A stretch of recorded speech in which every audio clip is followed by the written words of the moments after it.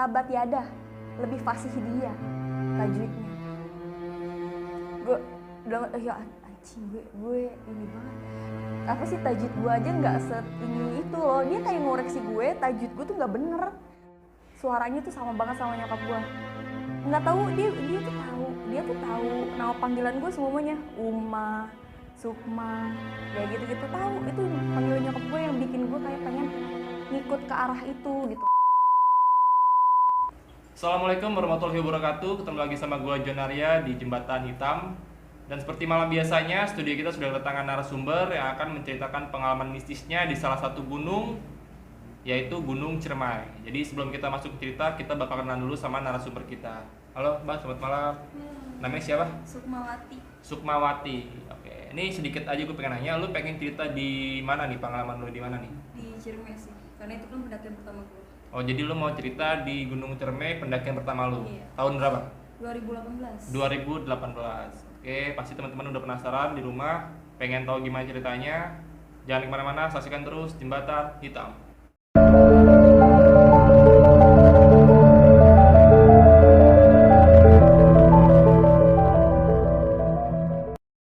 Ya, assalamualaikum warahmatullahi wabarakatuh. Gua Sukmawati. Gua mau ceritain pengalaman pendakian pertama gua di salah satu gunung tertinggi di Jawa Barat, yaitu Gunung Ciremai. Gue dari Jakarta sama temen gue 4 orang. Itu tuh dadakan sih sebenarnya, kayak modal nekat aja. Sebenarnya itu gue juga lagi patah hati sih, makanya gue nekat buat naik gunung, nyoba aja. Dapet izinnya juga susah. Dari situ juga gue mulai nekat. Banyak sih dari awal pas awal pengen jalan juga banyak banget sebenarnya kendalanya yang gak mengharuskan gue naik, tapi emang karena gue batu jadi gue terusin gitu kan. Di perjalanan aja udah banyak hal-hal mistis, kayak diputer-puterin lah sama supirnya. Gue lihat-lihat hal-hal inilah. Pas nyampe sana kira-kira subuh, karena emang diputer-puterin kan sama tukang angkotnya. Subuh nyampe base camp, baru banget selesai azan maghrib, gue lihat di belakang base camp itu kan ada kamar mandi. Itu ada pohon tinggi banget, ada kuntilanak di situ lagi, nggak tahu lagi ngapain dia. Kita lagi ngobrol-ngobrol kan nih, gimana sih sharing, gimana supaya gue nggak kayak takut gitu. Ini kan pendakian pertama gue ya, sharing sama teman-teman gue yang lain 3 orang ini, karena dia kan udah sering banget ya naik gunung. Di situ gue lihat ada kayak gitu, wah di situ gue udah feeling sih bakal di sini aja ada, pasti di atas juga pasti ada. Gue tidur, habis selesai ngeliat itu gue langsung meriang kan di situ. Meriang, makanya gue mulai daki tuh siang, sekitar jam 11-an. Jam 11 siang. Tadinya gue pengen batalin kan, tapi udah jauh-jauh. Masa gue batalin? Ya udah gue lanjut aja. Lanjut di situ gue banyak banget berhentinya di pos 4. Gue berhenti. Di situ nggak ada pendaki lain. Cuma gue doang berempat, dan itu orang-orang tolol semua, anak-anak cilik. Gimana sih baru-baru, kalau orang ngelihat juga pasti yalah nggak mungkin dan ini sampai puncak Ciremai, apalagi jalur Linggarjati kan. Terus akhirnya ada tuh satu, apa sih namanya kalau petua ranger, ada ranger dia juga lagi iniin orang, lagi dampingin orang, cuma orangnya lagi dia ada di atas, udah di atas ternyata dia di belakang. Tadinya dia pengen ninggalin kita mungkin, tapi dia punya firasat yang enggak dari awal pas ketemu kita. Dia tuh jadi ngikutnya ke kita, bukan ke yang harus dia dampingin. Tadi gue pengen diriin tenda di situ karena temen gue juga udah nggak kuat. Gue nggak dibolehin bawa keril, jadi gue cuma bawa badan gue doang. Karena kan dari awal gue udah cerita gue orangnya gampang peka ngeliat hal-hal kayak gitu. Jadi gue nggak dibolehin bawa keril, gue bawain yang ecek-ecek doang lah, kayak air kayak gitu-gitu doang. Terus pas gue lagi pengen diriin tenda, datanglah ranger, dia ngasih saran lah, katanya jangan diriin di sini karena itu kan jalur singa, jalur apa gitu, jalur hewan-hewan buas gitu. Kalau mau di atas aja. Oke, gue tancap lah. Itu di sepanjang jalur, karena emang itu kan pendakian pertama gue juga dapat izinnya susah banget dari nyokap waktu itu. Jadi tuh sepanjang jalur tuh gue bener-bener dipanggil sama, nggak tahu sama apaan, yang suaranya tuh sama banget sama nyokap gue. Nggak tahu, dia tuh tahu nama panggilan gue semuanya, Uma, Sukma, kayak gitu-gitu, tahu. Itu panggilan nyokap gue yang bikin gue kayak pengen ngikut ke arah itu gitu loh. Makanya tapi disadarin terus kan sama temen gue ada satu namanya kayak Kat, dia peka banget, dia ngejagain gue banget kan di situ. Dari situ ya udah gue hirauin aja, Terus gue lihat herannya siang-siang kenapa ada. Waktu itu gue lihat gue ngeh banget, dia tinggi, gede, tapi badannya tuh akar.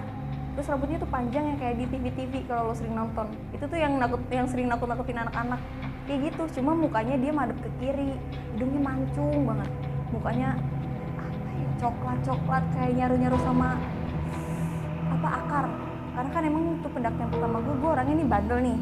Gue sering mikirin yang nggak harusnya gue pikirin, jadi kayak entah itu halusinasi gue doang atau apa. Tapi emang gue ngeliat real nyata kayak gitu. Cuma kan katanya sebelum itu kan gue diceritain, katanya kalau ngeliat apa-apa jangan diceritain dulu di track karena takutnya ada apa-apa nanti gitu. Yaudah gue ini aja lanjut. Di pos berapa gitu gue ketemu sama yang rombongan dari ranger ini. Diceritain dia tuh semuanya kenapa gue bisa ikut sama mereka kayak gitu-gitu.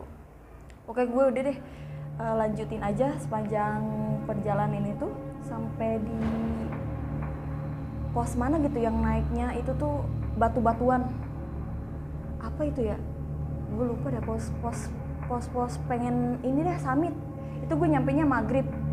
Wah, itu tuh semua apa gangguan tuh makin banyak, pikiran gue makin ngaco, teman-teman gue makin takut karena emang guanya kan pekaan.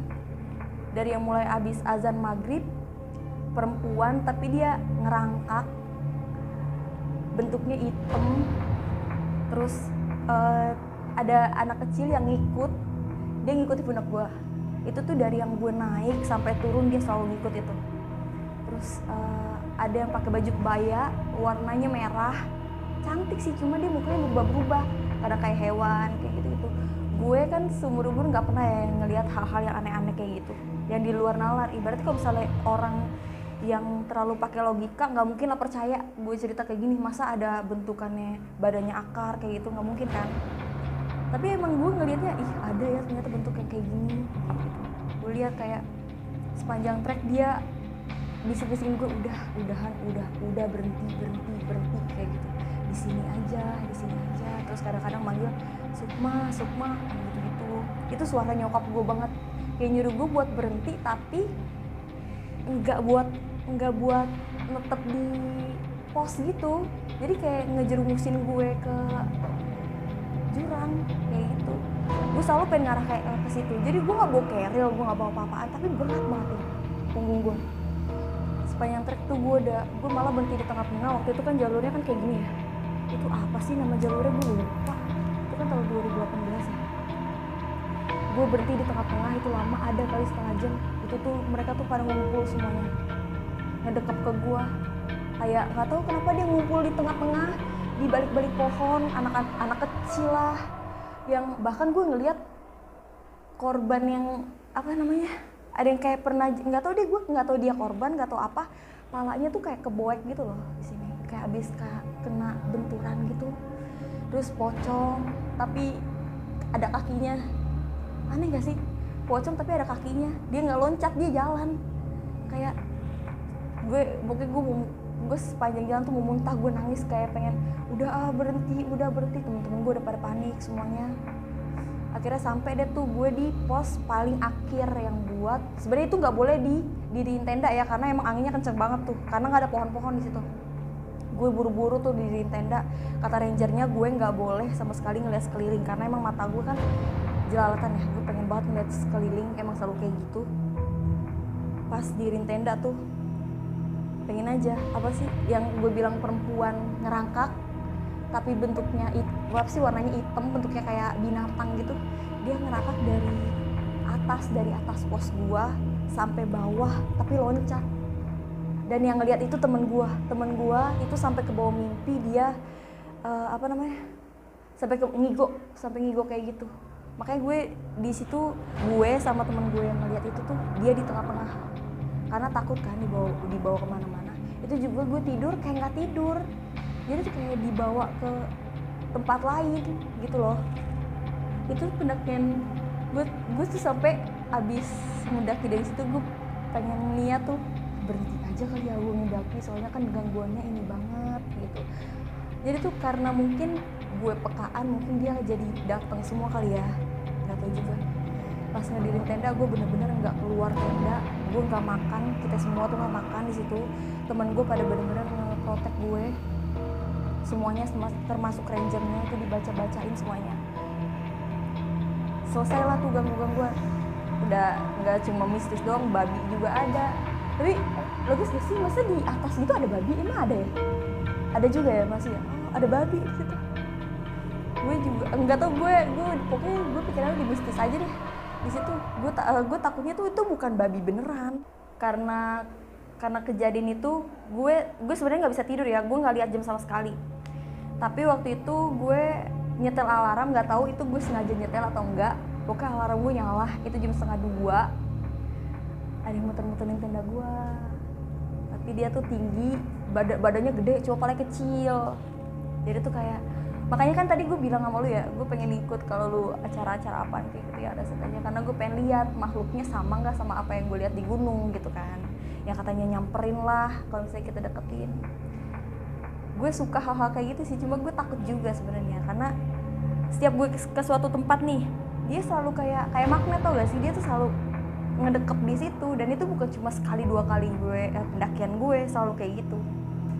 Udahlah selesai di malam-malam yang kayak gitu, ini teman gue ngigo, teman gue yang pengen bangun, pengen keluar tenda, kan tenda gue pinggirnya kan jurang banget ya, pengen keluar tenda, pengen masuk ke jurang kayak gitu.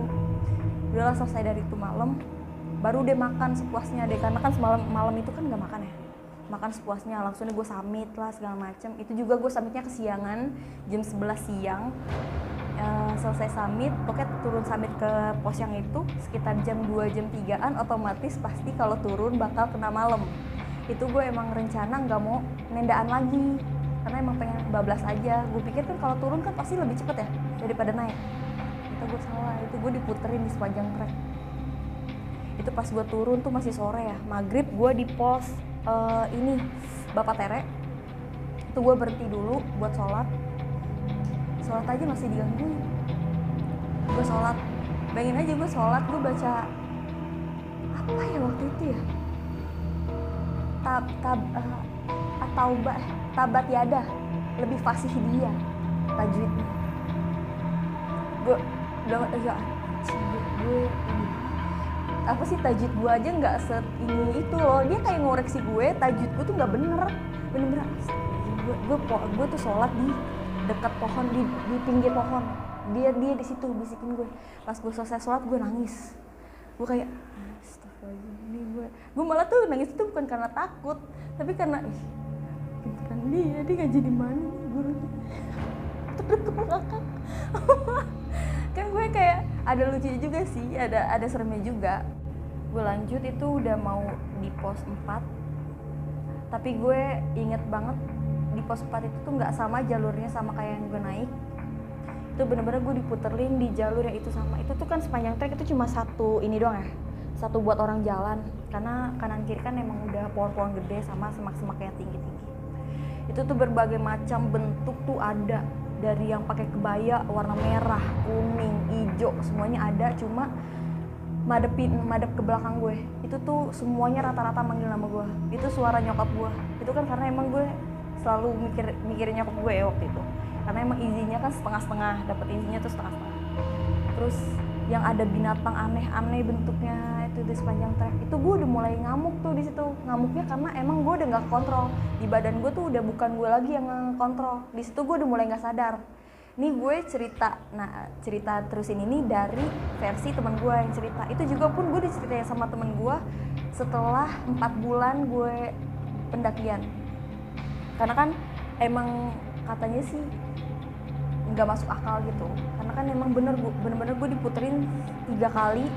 Di situ gue ngeliat rame, bukan gue doang berlima, tadi kan berempat jadi berlima kan sama itu ranger, bukan gue doang berlima, itu ada mungkin puluhan bentuk yang tingginya, yang dia bergelantungan di pohon-pohon tinggi itu, dari mulai pocong, kunti, terus apa sih, kayak gimana sih lo kalau lihat ada ekornya tapi kayak gundurwo tapi ada ekornya kayak gitu. Gue ngelihatnya terus gue kayak pengen kepancing ke situ, tau gak sih? Jadi tuh kepancingnya tuh karena balik lagi dia manggil nama gue, Sukma sini, suara rintihan emak gue setiap kali emak gue kalau lagi sakit rintihannya sama persis kayak gitu. Gue sampai dipegangin sama 2 teman gue, sama ranger salah satunya, gue dipegangin, Sukma sini, itu bener-bener jelas banget di kuping gue, tapi cuma di kuping gue itu gue pengen berhenti, emak gue manggil, emak gue kesakitan, gue sampai ngomong kayak gitu, gue pengen ke situ, tapi nggak diturutin. Itu dari situ gue udah nggak sadar. Kata temen gue tuh gue pengen digendong terus karena gue udah capek, karena tuh yang ngikutin gue tuh ada di kaki, di pundak, sama di kepala. Dia ngikutin gue, itu tuh yang di pundak ini tuh nggak tahu, yang di kaki yang kecil ya. Dia kayak demen sama gue mungkin, nggak tahu. Yang di kepala itu bentukannya kayak laki, cuma keperempuanan, laki tapi bukannya banci ya, laki tapi cuma keperempuanan. Gimana sih, serem kayak gitu.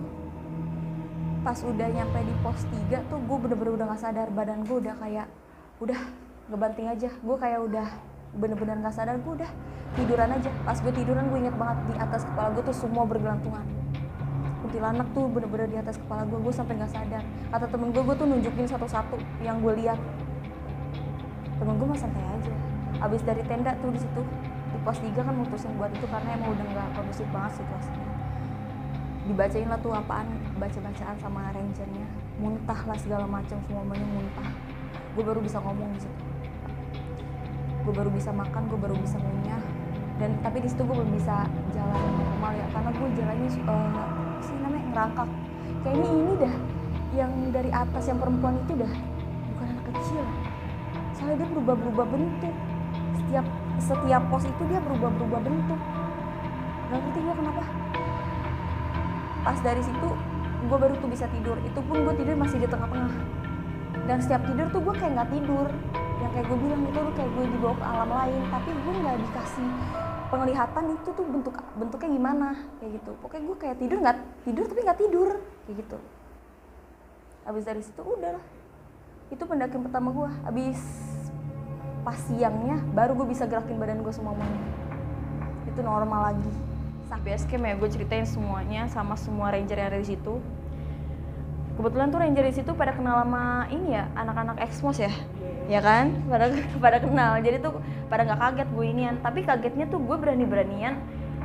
Ini gunung pertama, jalur ini di gunung ini. Ini kan gunung paling mistis. Emang tujuan gue tuh naik gunung sebenarnya selain lagi galau, emang gue demen banget nyari-nyari hal-hal mistis. Demen nyari penyakit kalau kata gue. Emang gue demen kayak gitu. Kalau udah kerasukan gue nggak bisa ngapa-ngapain. Tapi kerasukan gue nggak kayak yang teriak-teriak gitu. Cuma kayak udah bukan gue nya. Gue ceritain sama semua rangernya yang di situ. Akhirnya ada ranger yang mungkin bisa ngeliat juga ini gue. Emang gue tuh yang di situ tuh pada demen sama gue. Gitu. Bukan karena kan di gunung kan harus jaga mulut ya. Bukan karena gue yang gak sopan. Cuma emang karena gue nya peka.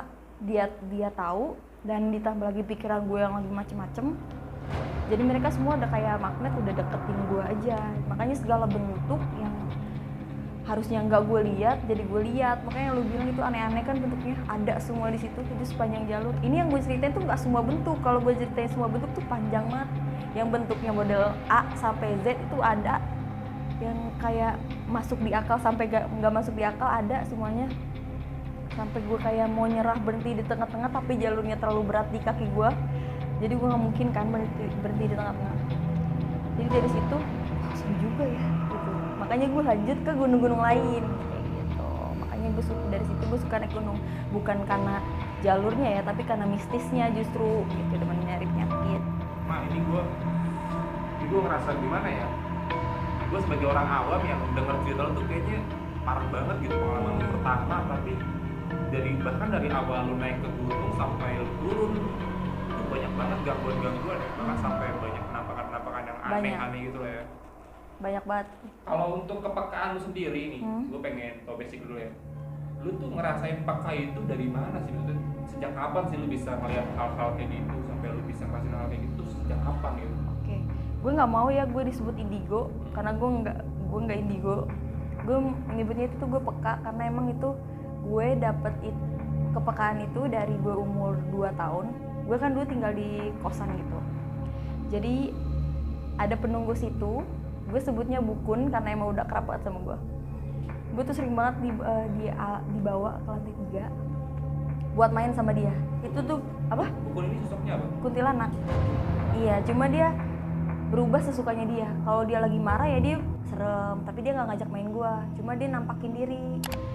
Kalau misalnya dia lagi seneng dia ngajak main gue. Mukanya cakep banget, cuma gue nggak bisa deskripsiin karena berubah sesuka dia aja gitu.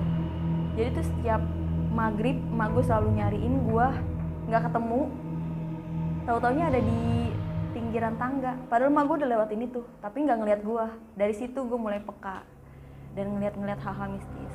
Dari mulai di rumah gue kayak sosok-sosok yang biasa lah, kayak kuntilanak, pocong. Menurut gue itu hal biasa ya, tuyul kayak gitu-gitu udah menurut gue udah hal biasa.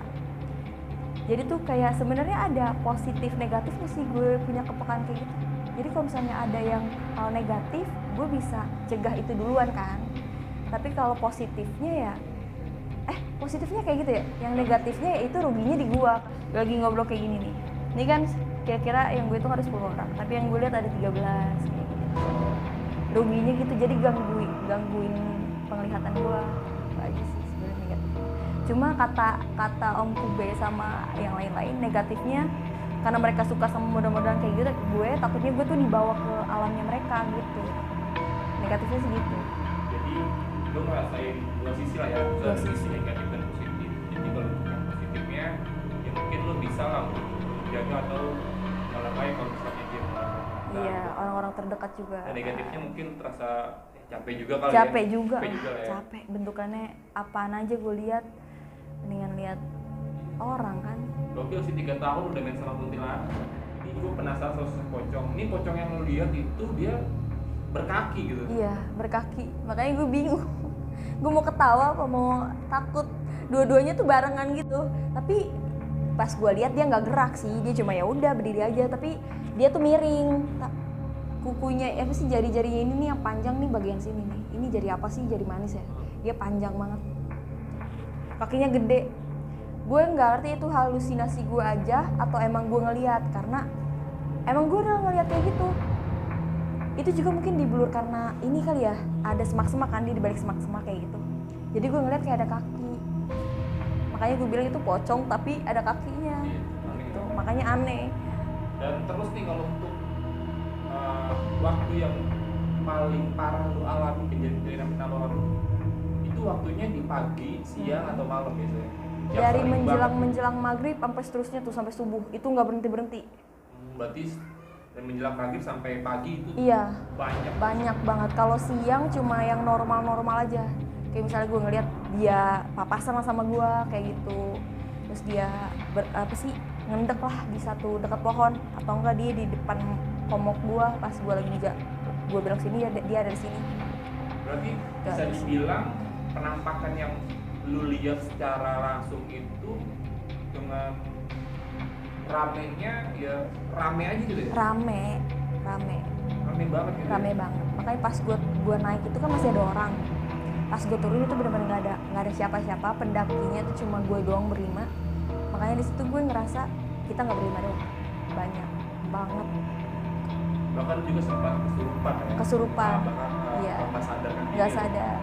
Gue kalau kesurupan nggak sadar, bukan teriak-teriak. Dan di situ lu juga cerita kalau versi teman lu. Iya. Ya kan? Karena kan di situ kan gue nggak sadar, jadi gue nggak tahu. Oke, Sukma, gue juga pengen nanya satu lagi mengenai pas lu sholat di salah satu pos ya. Lu kan sholat nih, terus lu baca tabat yada ya. Iya. Terus di sana lu bilang kalau bacaan lu ini dikoreksi sama sesosok yang ada di sana. Iya. Bahkan hafalannya dia tuh sama lu lebih hataman dia gitu. Iya, hafalannya. Itu tuh gue kaget ya, karena gue kan tahu hal-hal kayak gitu. Gue nggak percaya hal-hal kayak gitu karena yang gue tahu itu cuma di film-film, dan yang biasa di film-film juga biasanya ayat kursi, dia ngikutin ayat kursi. Di situ gue lagi baca rakaat kedua sholat isya, kayaknya itu naik apa turun gue lupa, karena kan 2018. Gue baca tabat yada lah, gue baca pelan emang gue bacanya apa sih cepet-cepet karena emang gue ketakutan. Gue aja sholat di depan depan apa sih, sampingnya itu tuh pohon gede. Gue baca dia dong di kanan gue, apa dia gitu, kayak suara orang mati, kayak serak-serak gitu, tau gak sih? Dan tajwidnya gue langsung kayak dengkul gue tuh lemes banget di situ. Gue nggak terusin, bener-bener gue nggak terusin. Isya 4 rakaat, gue cuma 2. Gue berhenti di situ karena makanya rangernya nanya, lah lu sholat apa sunnah? Ya sunnah, nggak jadi isya gitu. Tapi gue nggak mau ceritain, tapi rangernya udah paham maksud gue di situ. Oke, pengalaman lu juga pernah sih hampir sama kayak pengalaman teman gue yang pernah cerita sama gue. Jadi dia tuh seorang santri di satu pesantren dan dia juga peka orangnya kan. Jadi dia tuh emang pernah bilang sama gue, katanya kalau jin itu tuh ada yang jin Islam sama jin kafir. Jadi jin itu yang mungkin yang ketemu itu jin Islam yang tahu lah masalahnya. Jadi bisa dibilang dia tuh lebih hatam dibanding lo. Lafalannya juga bagus ya. Iya sih. Kalau jin Islam itu berarti positif atau negatif? Ya gue kurang tahu juga lah ya. Karena kan sama-sama nakutin ya, walaupun positif atau negatif kan sama-sama nakutin. Ya udah. Berarti di situ gue baru tahu ya ada jin Islam sama jin itu. Berarti yang baca itu tuh jin, bukannya setan, beda kan ya? Jin sama setan. Mungkin lu baca kayak gitu kan kalau terburu-buru, jadi dia tuh mengkoreksi bacaan lu biar iya. Harusnya lu kayak gini loh, bukan kayak gitu. Kayak gitu sih mungkin. Iya ya. sih mungkin. Oke sih, gue cukup jelas lah untuk cerita pada malam ini. Gue ngerasa kan pengalamannya Sukma ini emang luar biasa banget lah, parah banget. Bahkan kalau misalnya gue yang ngalamin kayak gitu, gue mungkin nyerah lah, pasti gue bakal minta balik, nggak bakalan lagi gue mau kesana gitu. Tapi ya untungnya karena Sukma ini udah peka, jadi dia udah terbiasa untuk menghadapi hal-hal kayak gini gitu. Oke, Sukma, mungkin lu sebelum kita cabut ada yang pengen lu promosiin gak sih sama temen-temen lu, atau lu pengen promo sosial media lu atau apa gitu? Boleh atau lu punya usaha lain di luar sana kan? Enggak sih. Gue cuma mau promo follow IG gue ya, SKMWTI. Soalnya followersnya dikit. Dikit, tolong dibantu. Kali aja kita bisa sharing soal gunung kan, gitu, atau enggak kita bisa naik gunung bareng ya kan, pengalaman. Ya, buat teman-teman yang mau naik bareng sama Sukma, bareng sama Exmos. Exmos gue punya apa? Grup pendakian Exmos. Ya, keren banget sih. Sukma juga punya komunitas pendaki ya. Pendaki. Exmos. Nanti dimasukin di deskripsi kita di sini. Jadi buat teman-teman yang mau join jalan ke gunung sama Sukma, biar pengalamannya lebih mencekam lagi nih bareng sama Sukma nih, biar lebih seru ya Mbak. Siap. Oke, sekian dari gua.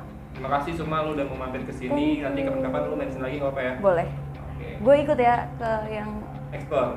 Kayak nanti kan konten kita juga nanti di YouTube bakal ada konten explore. Nggak cuma di YouTube, nanti kita juga ada konten explore di Bigo. Nah ini si Sukma ini ada pengen banget diajak sama kita nih buat explore. Jadi kalau mau tahu seruannya lagi, jangan lupa untuk subscribe dan follow IG-nya Jembatan Hitam. Nanti gue kasih di deskripsi. Oke, akhir kata terima kasih banget Sukma. Gue John Arya. Gue Sukmawati. Dan jangan kemana-mana, saksikan terus Jembatan